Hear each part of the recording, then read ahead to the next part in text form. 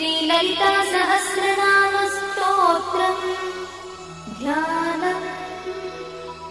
अरुणां करुणातरङ्गिताक्षीं धृतपाशाङ्कुशपुष्पबाणचापाम् अणिमाधिविरावृतां मयूखैः अहमित्येव विभावये Bhavani.